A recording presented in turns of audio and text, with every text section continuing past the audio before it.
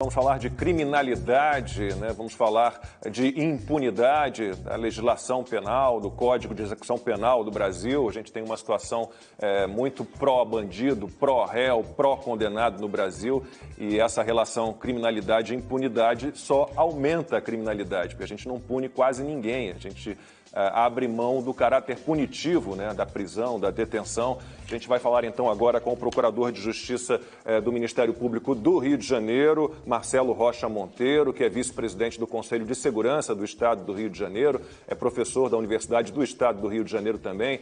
Procurador, muitíssimo obrigado pela sua participação aqui no Opinião no Ar, muito grato.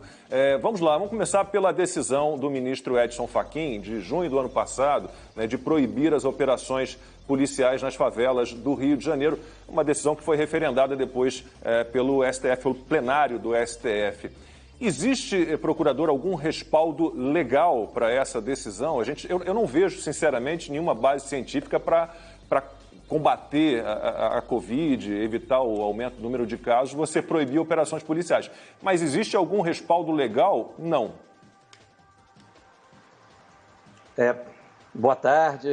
Satisfação estar aqui com vocês. Não existe nenhuma base legal. A função do judiciário é aplicar leis, não é? A função do judiciário não é estabelecer políticas públicas de segurança, de saúde, de educação, não é?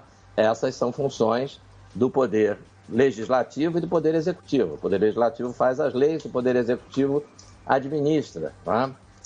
O Poder Judiciário, exatamente o único que não é eleito, e por isso mesmo não tem legitimidade para definir qual tipo de política de segurança pública que deve ou não deve ser adotada. Então, assim, a decisão não tem fundamento do ponto de vista legal, é uma clara violação da separação de poderes, né? O ministro Fachin agiu como se fosse o secretário de Segurança Pública do Estado, né? E quem tem que comandar a segurança pública do Estado é o governo do Estado. Independente de quem tenha sido eleito pela população, foi eleito para isso. Nós tivemos uma medida semelhante nos anos 80 para 90, tomada pelo então governador do estado do Rio de Janeiro, que proibiu as polícias de subirem os morros para combater o crime organizado. A decisão foi igualmente desastrosa, né, no mérito.